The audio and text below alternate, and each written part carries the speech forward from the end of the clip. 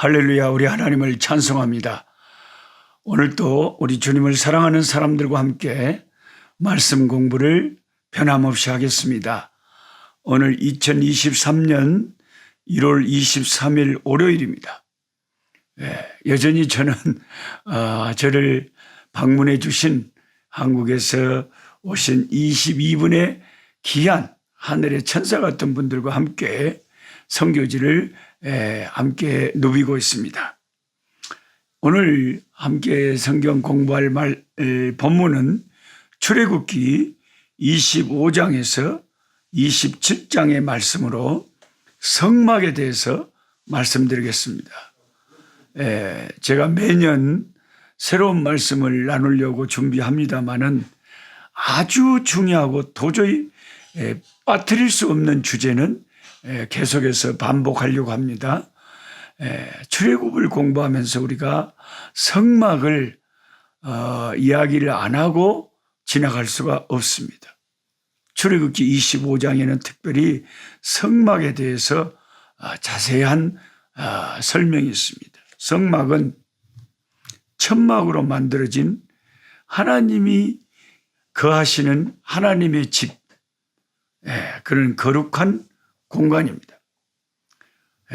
그런데 사실 거처가 필요한 존재는 형상이 있는 저와 여러분, 우리들처럼 이런 형상이 있는 존재가 거할 곳이 필요하지, 하나님이 거할 처소가 필요하지는 않습니다.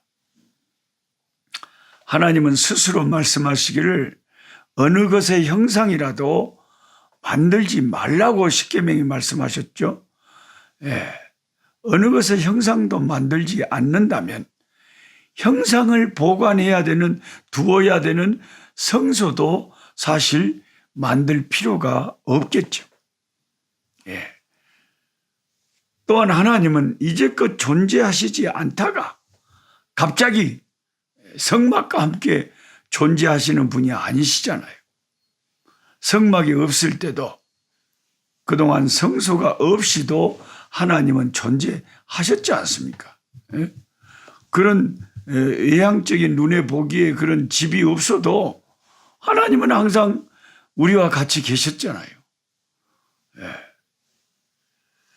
하나님은 갑자기 처소가 필요해지신 분이 아닙니다. 그럴 필요가 하나님에게는 없는 거죠. 하나님이 인간과 함께 동거하기 위해서 처소가 필요하셨다면 가장 먼저 아담에게 말씀하셨어야 합니다. 아니면 노아에게라도 말씀하셨어야죠. 정 아니면 아브라함에게도 부탁을 하셨어야 합니다. 그러나 하나님은 전혀 처소에 대해 그동안 언급을 하지 않으셨습니다. 그 이상하지 않습니까? 하나님이 정말로 그동안 전혀 그런 것을, 우리 이 하나님의 백성과 함께 거주하는 그런 것에 대해서 말씀을 안 하셨었는데, 이제 모세를 통해서 성막을 지으라고 만들라고 말씀하는 거죠. 처소가 없어서 그동안 하나님이 불편하셨거나, 처소가 없어서 이스라엘 자기 백성과 만남이 이루어질 수 없었다거나 하는 일이 전혀 없었습니다. 하나님은 늘 존재하셨고 백성들과 만나셨고 백성들의 삶을 돌보시고 보호하시고 인도하셨습니다. 이로 보건대 성막은 하나님을 위해서 필요한 것이 아니라, 이게 중요한 겁니다. 성막은 하나님을 위해서 지어진 것이라기보다는 그 이스라엘 백성을 위해서, 인간을 위해서 그게 필요했다 하는 것을 우리가 분명히 알아야 됩니다.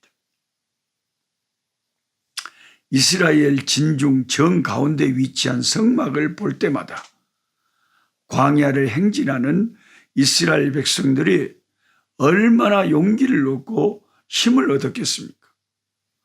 하나님이 우리와 함께 계시는 것을 직접 눈으로 확인하면서 그들은 날마다 사막에서도 찬송의 삶을 살 수 있었고 자신들이 하나님이 다스리는 특별한 백성들, 하나님이 함께하는 특별한 백성들이라는 것을 그들이 날마다 하나님의 성막을 보고 그것을 다시 한번 새롭게 할 수가 있었기 때문에 성막은 하나님을 위한 것이라기보다는 이스라엘 백성을 위한 것이다 하는 것입니다. 그러면 성막의 재료를 한번 보면 출애굽기 25장 3절에 성막의 재료로 가장 눈에 띄는 것이 금과 은입니다. 여러분 성경의 출애굽기 25장을 계속 읽어보면 성막에 대해서 여러 가지 재료도 말씀하시고 기구도 말씀하시고 방법도 말씀하시는데 어떻게 만드는지 그 재료 가운데 가장 많이 언급되는 것 중에 한 재료가 금이고 은입니다. 굉장히 비싼 거죠. 성막이 온통 우리 주 예수 그리스도를 상징하는 것이라면 성막이 다 예수님에 대한 상징인데 그럼 금과 은이라는 것은 이 세상에서 가장 귀한 것으로 성막을 지었다. 그렇게 함으로써 예수님이 얼마나 귀한 분인가 하는 것을 나타내는 거죠. 임마누엘, 우리와 함께 계시는 주님은 성막처럼 하나님의 백성들과 함께 있습니다. 성령으로 주님은 지금도 우리와 함께 계십니다. 구약에는 성막에 하나님이 머물러서 이스라엘 진중에 계셨다면 신약에는 예수님께서 보내신 성령께서 믿는 자들 속에 와 계십니다. 성막은 겉에서 이렇게 밖에서 보면 염소털이나 해달의 가죽으로 덮여 있었고 안에는 황금과 향기로 찬란했습니다. 겉에서 보면 해달의 가죽으로 덮여 있는데 그 안에는 황금으로 치장이 되어 있고 그냥 코를 찌르는 아름다운 향기로 가득 찼습니다. 이것은 예수 그리스도의 이 땅에서의 모습을 너무나 생생하게 보여주는 거죠.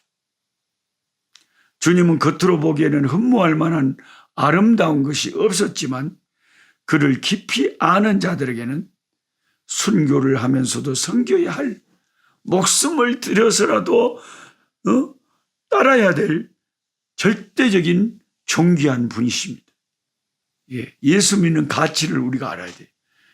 보통 세상 사람들 시선으로 뭐 기독교, 교회, 예수 보면 염소털이나 해달의 가죽으로 덮여 있었던 성막처럼 뭐 별로 그냥 그렇게 보여요. 평범하게. 그런데 그 속을 제대로 들어가 본 사람이면 놀랬죠. 그 찬란함, 그 영광, 그 광채. 예수님을 대충 아는 사람들은 예수님 뭐 4대 성자 중에 한 명이고 뭐 기독교의 창시자고 그 정도 하고 말지만 저나 여러분처럼 진정으로 예수님을 구주로 믿고 따르는 우리는 예수님이 얼마나 금보다도 더 귀한 분이지. 주 예수보다도 귀한 것은 없네. 이 세상 그 어떤 것으로도 바꿀 수가 없다는 것입니다. 그러니까 예수님이 성막이 되시는데 성막의 재료가 금과 은으로도 많이 되어 있다면 우리 주님은 금과 은보다 더 귀한 분이다. 그러면 성막을 만드는 사람이 있었겠지 않습니까? 누가 성막을 만드는 데 쓰임받았느냐? 성막을 제작한 사람은 백성 중에서 선발을 하는 것이 아니었습니다. 재주 있는 자, 능력 있는 자를 골라내는 작업 끝에 이루어진 게 아니죠. 하나님이 그런 자를 진중에 있게 하셨습니다. 출애굽기 31장 1절에서 6절을 읽어보면 그렇게 나옵니다. 하나님이 성막을 만들 수 있는 재주 있는 자들 진중에 살게 하셔가지고 하나님께서 그들에게 성막을 지을 수 있는 기회를 준 거죠. 만약 재주 있고 능력 있는 사람을 고르면 사람들은 그런 사람에게 집중하기 마련입니다. 다음에 그런 사람을 또 찾아가서 다른 형상을 만들어 다른 우리 장막도 하나 만들어 달라고 하면 큰일 나겠죠. 또한 성막은 그 자체로 절대로 품위를 갖지 않습니다. 성막이 가치와 품위가 있는 것은 하나님이 거기 임재하여 계시기 때문에 성막 자체가 긴 것이 아니라 하나님의 임재 때문에 성막이 품위가 있고 가치가 있다는 거예요. 여호와의 영광이 임하지 않으면 그것은 그냥 천막의 텐트에 불과합니다. 성막을 지으신 이도 하나님이시고 거룩하게 하시는 이도 하나님이십니다. 오늘날 예배당은 어떻습니까, 여러분? 예배당이 아무리 비싸게 수백억으로 수천억으로 지어졌다고 해도 와 대단하네.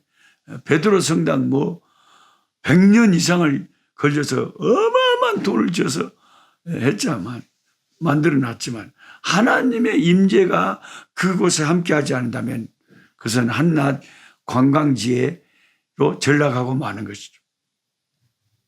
성막의 가치는 하나님이 임재하시는 거기에 가치가 있는 것이고 그 성막을 만든 사람들은 임의로 내가 재주 있다고 만들어진 것이 아니라 하나님께서 예비하신 사람들이 성막을 만드는 것이다. 성막에서 하나님이 무슨 일을 하실까요? 성막에서 하나님이 하시는 일은 이건 꼭 제가 주관식으로 시험을 내서 물어보고 싶어요. 교회 10년 이상 다닌 분들한테 성막에서 구약의 성막에서 하나님이 하시는 일은 무엇이었습니까? 출애굽기 25장 22절에 답이 나오죠. 그것은 여호와께서 자기의 백성들과 함께 만나시는 일을 성막에서 하나님 하신 거죠. 여호와께서 자기 백성과 만나시는 일을 성막에서 하셨다. 성막에서 영광 받겠다. 성막에서 찬양 받겠다. 그곳에서 애물 받겠다. 그곳에서 통치하겠다는 것이 아닙니다. 당연히 성막은 하나님의 왕궁이 아니고 하나님의 침소가 아니고 하나님의 사무실이 아닙니다. 하나님 때문에 만들어진 곳이 아니라는 것이죠. 하나님이 절기를 만드신 이유, 하나님이 성막을 만드신 이유, 이것은 자세히 여러분이 제대로 알게 되면 이건 뭐냐면 장차 이 땅에 오실 예수 그리스도를 예표하기 위해서 하나님이 일부러 시키신 일이었습니다. 그러니까 모든 절기 속에 예수 그리스도하고 연관된 그런 상징이 다 있는 것이고 성막을 만들려고 하셨을 때 그 성막의 모든 것이 다 다시 오실 이 땅에 메시아로 오실 주 예수 그리스도를 증거하는 것들이었다. 예수 그리스도를 제외하고 기독교가 건물 자체에만 관심을 가지면 중세의 천주교처럼 됩니다. 그렇죠. 예수 그리스도를 제외하고 성령을 배제하고 기독교가 그 성당 자체에만 관심을 갖게 되면 중세기의 천주교하고 다를 바가 없게 되어버립니다. 베드로 성당을 짓는데 100년이 넘게 걸리고 나중에는 십자가 복음 대신 인간이 만든 성당 자체가 건물이 주인공이 되는 관광지가 되는 그런 어처구니 없는 일이 발생하는 거죠. 우리는 성막 구석구석에서 예수님을 찾아내야 됩니다. 그 성막 안에 있는 모든 기구들 다 예수님을 상징합니다. 예수님은 하나님이 우리와 함께 하시는 성막이십니다. 그 안에 있던 그 떡상에 있던 떡들 생명의 떡으로 오신 우리 주 예수 그리스도, 그 안에 있던 그 등잔대 그 빛, 그 빛으로 세상에 오실 예수 그리스도, 그리고 그 향기를 태워서 하나님 앞에 제단에 바치던 그 향기, 정말 우리에게 향기가 되시는, 생명의 향기가 되시는, 우리 주님을 말하는 거죠. 향기로우신 주님. 예수 믿는 저와 여러분이 예수의 향기가 나잖아요. 예수 냄새가 나잖아요. 그리고 그 지성소 안에 있었던 그 시은소, 그곳에서 하나님 은혜를 베푸시고 법궤와 만나와 아론의 쌍난 지팡이와 거기 들어있는 그 하나님의 법궤, 말씀으로 진리로 오실 주 예수 그리스도. 하나님은 주님을 통해서 말씀하시죠. 예수님을 통해서 우리에게 말씀하시죠. 그러니까 성막의 안팎이 전부 우리 주 예수 그리스도에 관한 상징이란. 예수님은 구약의 성막이시고, 구약의 성막은 예수님을 가리킨다. 누구나 그에게 나아가 제사함을 받겠죠. 성막에 나아가 하나님을 만나듯이 주 예수 그리스도 십자가 안에서 우리는 하나님을 만납니다. 성막 안에 언약궤, 방금 말씀드린 것처럼 말씀이 되신 예수. 번제단, 밖에 번제단이 있었잖아요. 거기 그 양들이 희생당해서 태워졌잖아요. 십자가에서 피 흘리실 어린 양 예수 그리스도의 십자가를 그 번제단이 생생하게 상징하고, 그 다음에 밖에 제사장이 짐승을 잡고 손을 물두멍에서 물로 씻었잖아요. 그것은 날마다 우리를 정결케 하시는, 죄를 씻겨주시는 그리스도의 피를 상징하는 거죠. 진설병은 하늘에 만나러 오신 그리스도, 분향단은 그리스도가 하나님이 받으실 향기이심을 나타내시고, 등잔 때는 빛으로 오신 그리스도를 나타낸다고 했습니다. 하나님은 지성소에 보관된 속죄서에 의해서 자기 백성을 만나시고 은혜 베푸셨듯이 예수 그리스도의 이름 안에서 저와 여러분의 죄를 속죄하시고 만나시고 은혜를 베푸십니다. 예수님이 시은소가 되시고 예수님께서 법궤가 되시고 다 성막에 관계된 모든 것은 전부 예수 그리스도 연결되는 거죠. 모든 구약의 말씀 자체가 다 예수 그리스도를 향하고 있습니다. 여러분, 제 목소리를 들으면 노 목사님 시방 겁나게 피곤하구나, 목이 가물었구나 그걸 알 겁니다. 참 우리 카프카 신학교 수련회도 인도하고 또 오신 우리 사랑하는 방문객들과 함께 또 함께 하면서 조금 목이 가버렸습니다. 이번에 이제 말씀을 이제 마치면서 이번에 오셨던 분들의 그 모습들, 함께하는 모습을 잠깐 보여드리면서 오늘의 말씀을 마치겠습니다. 감사합니다. 내일 또 뵙겠습니다. 와, 잠비아 쪽에서 보는 빅토리아 폭포. 잠비아하고 짐바브웨는 다리 위에서, 와.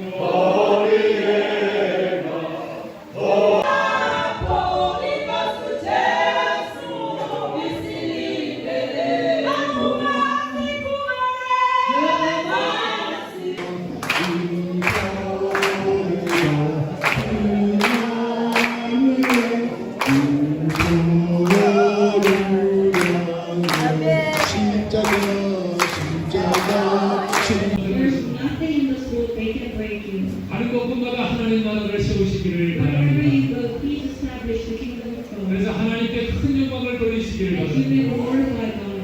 여러분들의 후손들도 많은 복을 touched by the Holy Spirit. 하나님만이 섬기고 Oh, let us serve 예수님을 only our 주님 God. 되게 여주옵소서. Let us be witness of Jesus Christ. 나는 할렐루야.